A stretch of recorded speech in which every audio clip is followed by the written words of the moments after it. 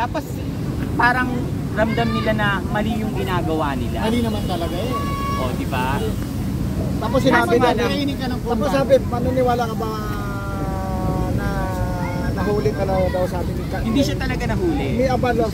Ay, hindi. Yan ang pinag-aawahan niyo sa social media eh. Alam ng administrasyon, alam niyo kung nasaan si Kibuloy. Hindi lang kayo makapasok, minasan siya kasi bawal yung lugar na yun napasukin. So ang ginawa nyo, hinostage nyo ang KOJC, pinahirapan nyo yung mga member ng KOJC na alam nyo hindi matatanggap ni Pastor Kibuloy na ginaganon yung kanyang mga missionaries. Maski ako, kunyari ako si Kibuloy, tapos may pamilya ako, yung pamilya ko, hinostage, kinakawawa, lalabas ako for my family. Diba? Hindi, wala akong pakialam sa sarili ko, lalo na kung may edad na rin lang naman ako at ilang araw na lang yung ititigil ko dito sa mundo. Pero ang sabi niya ni... Yung si Tangang Diwata, hindi niya alam, nasumuko na si... Oh, hindi niya alam. Hindi niya alam, nalaman niya na sa Facebook. Hindi naman magtaka. Hindi alam ni Diwata. Hindi nag-uusap daw eh. Sa lahat ng diwata sa impyerno.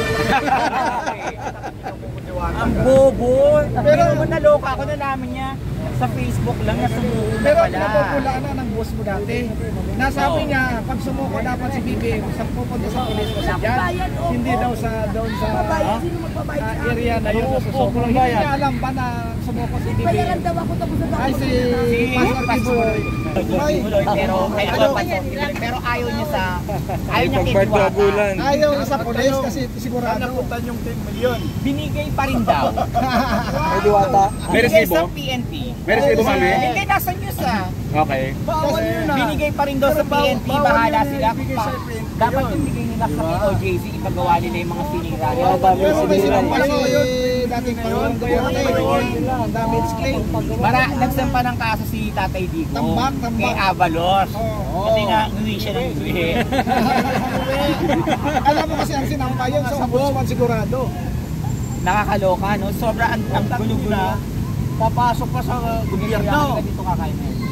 Madam Sabay Bibos, tayo magmura. balita ko, mag-birthday si Bongbong Marcos. Ano ang regalo mo? Yan. Ano, kung lagayan ng cocaine. Para hindi naman halatang cocaine yung nasa loob. Yung medyo may kulay. Alam niyo naman, di ba, kinikwento ko yan, galing ako sa pagbibilaw yan. O kaya yung sing-sing, tapos may cocaine sa loob. Galing ah. Di ba, para, hindi, speech siya, tatalikod lang siya. Bukod niya lang yung ano. Ay, ganon? Akala ko ganyan na Bongga. Hindi kasi dati, yung mga kasama ko sa Japan, yung mga ganyan, mga nagko-complain din, mga class A na hostess sila. Nasa sising lang. Oo. Tapos pinakastas lang nila sa mga. Kaya yun ang iniregalo ko sa kanya. Kung baka kay Lisa yung sing-sing, kay ano yung ano. Pero lagyan mo tawas. Yung lason. Charot. Eto na, inilipat na raw ang ating pastor sa Quezon Kamkrame. City Jail. Okay. No! Akang. Nasa Quezon City Jail na siya.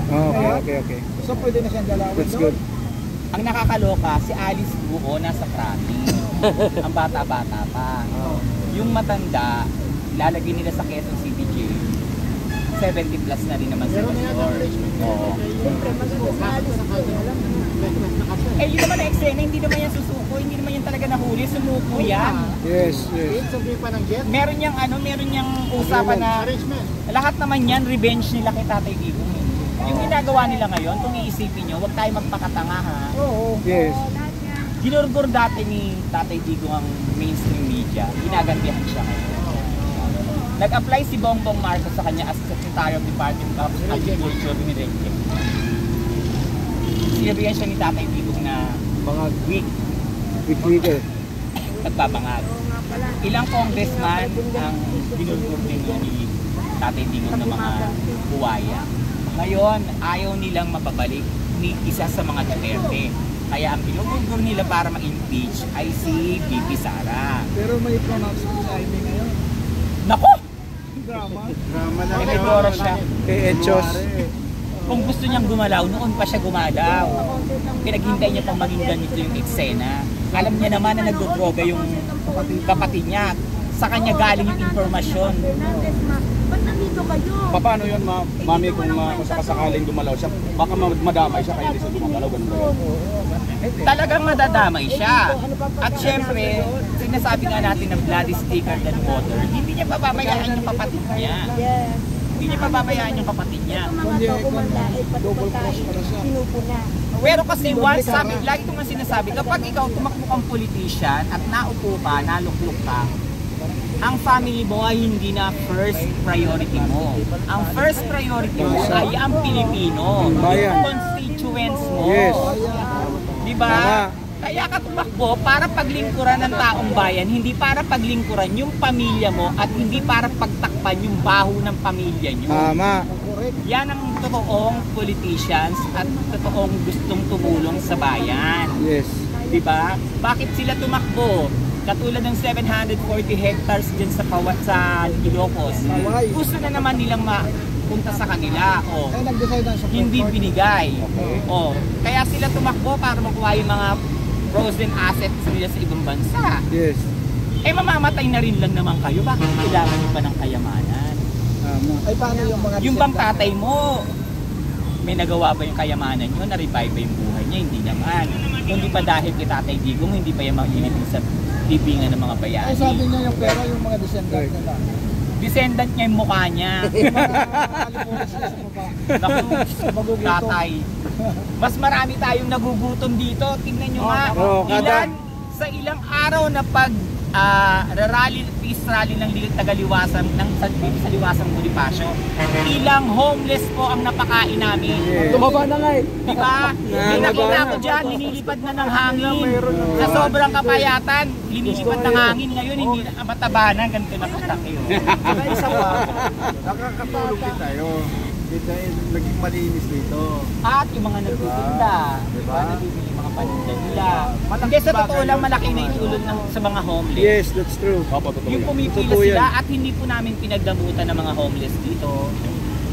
Hindi kami alta-alta, dear, pebbles, hi dear, yung mga ganun-ganun, walang ganun. Ano masasabi mo doon, mama, no? Ma'am Pebbles, kaya daw nahinto na yung ano, wala na daw kasing pang pakain at pambayad. Hindi po kami mauubusan ng pangkain.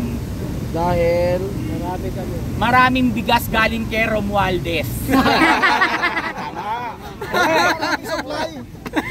Meron kayong 5,000 pesos at 5 kilong bugas. Akala ko sinililibil yan. Bigyan ng jacket yan. Pero hindi niya pera yun, di ba? No? Hindi, syempre. Yes, WD. Eh, pinukit na ni VP Sara kung sino lang ang mahawak ng pera. Yes, kanina po. Saldi ko Siya. Tambalos ko. Tambalos. Oh, di ba? Anong karapatan mo na hawakan yung pera ng ng bayan? At pinababayaan mo naman bongbong. Hindi niya pera yan. Kaya kayo. Nabuhay na lang kayo sa pagnanakaw. Oh, yun. Tama Yes, yun. tama po yun. Kanina napadaan ako sa Congress pala yun. Tapos sabi ko sa Grab driver, hindi sabi ko sa Grab, Kuya, diyan ba sinuting yung money haze? Ay, hindi Congress, Kuya. Sorry, akala ko dito. Mga nakuha ng pera. Anis. hindi ako kasi sinipot ni Congress pala yun. Inday Sara sa hearing eh. Mami, thank you so much. Diba? Punta kayo sa EDSA Friday group. Nandun kami sa EDSA Friday. Saan tayo doon naman sa bridge? Yes! Kasi may bakod na. Oo, hinarangan na nila. Boss, may nagtatanong, dati mo daw bang kaibigan si Lisa? Yes, yes. Silang dalawa. Kita mo, ako lang sa CTV yung vlogger na pinasalamatan niya sa Thanksgiving niya. Ang binanggit niya na pangalan sa lahat na nag-vlog ha, RJ Nieto and Pebbles, kunanan lang. Dati ko silang kaibigan pero kasi sinabi ko sa kanila na once na may nakita akong kabulukan, hindi tayo pwedeng maging magkaibigan, babarahin ko kayo. Kaya ngayon, lumalaban ako. Pwede akong umarte na wala akong nakikita para mayaman din ako ngayon, di ba?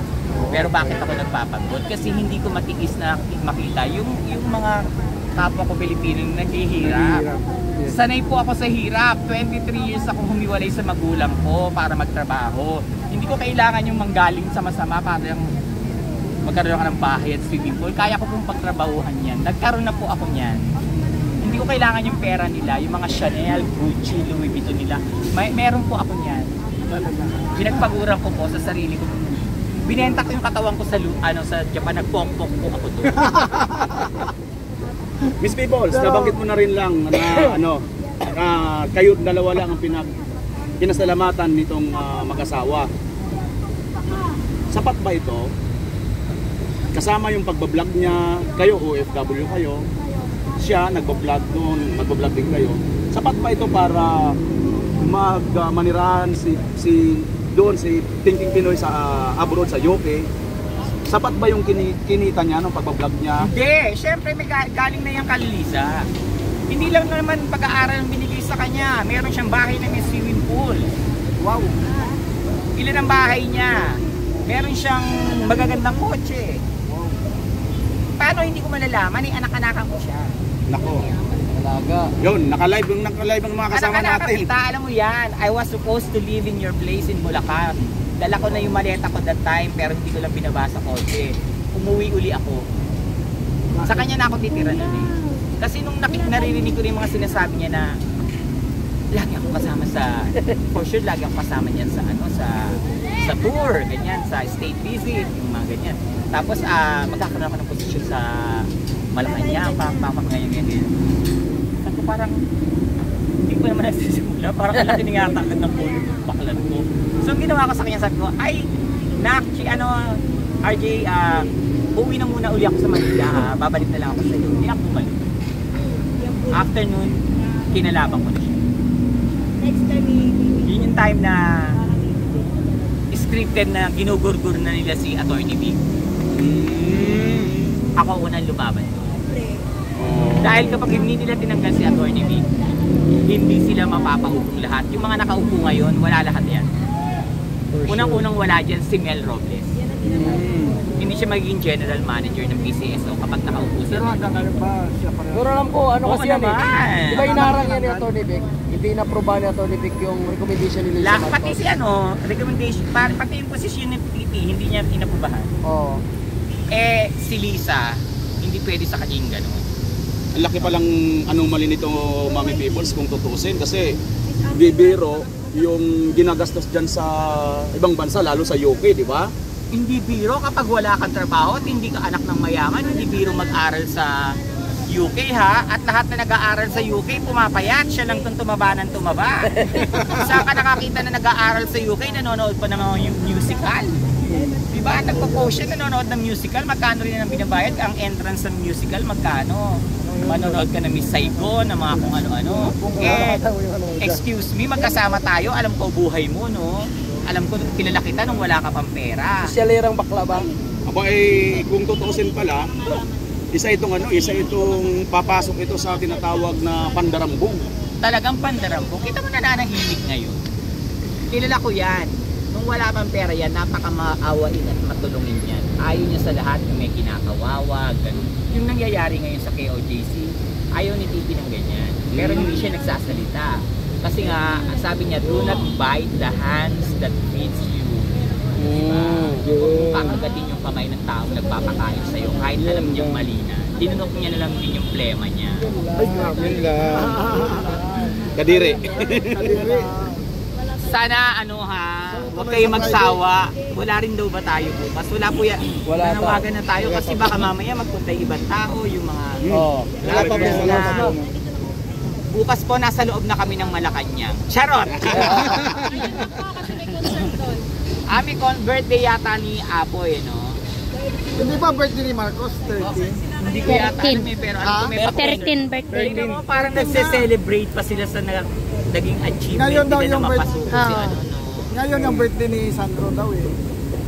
Sa pangwalang Sandro, namunga na ba yung mga dragon fruits? Saka pang dali-dali naman eh. Bakit may farm pa sila ng dragon fruit? Wala ka namang alam sa politics. Ewan ko sa inyo.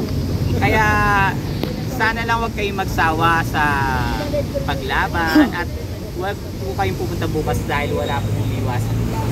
Sa Friday. Friday tayo, Friday tayo. Kasi kami naman sa EDSA Friday, 4 to 6, pumupunta na kami dito. Yan. Pupunta na kami dito lahat. Para dalawa. Kung wala dito, it's a Friday tayo. It's a Friday tayo. Pag wala t-shirt from Trizet. Ngayon? Oo, ngayon. Yung may isang Pilipinas? Yung white na. Yung may isok? Ay, Ayun. Sige. ng isa t-shirt! Mga viewers, suportahan natin yung mga vloggers na nakikita yung nasa labas. Sa lansangan. Yung ma'am yung nasa lansangan. Alam nyo kasi, hindi na pagbablog yung ginagawa nila dito. Nakikipaglaban na rin sila sa labas. Iba po yung nasa labas, hindi kayo safe, hindi sila safe, ano man ang mangyari. Kesa dun sa nagbablog, hindi ko nilalait yung mga nagbablog sa loob Pero mas deserve ng mga nasa labas na panoorin sila dahil sila talaga yung anytime pwede silang magurgog dito, hindi tulad yung nagbablog lang sa loob yung nasa aircon, di ba? Safe na safe kayo dyan. Kumbaga, keyboard warrior lang sila. Pero eto mga to, tingnan nyo, kahit hindi na tuloy galing sa malalayong lugar, meron taga Pampanga, Cavite, may taga Laguna, pero nandito pa rin sila.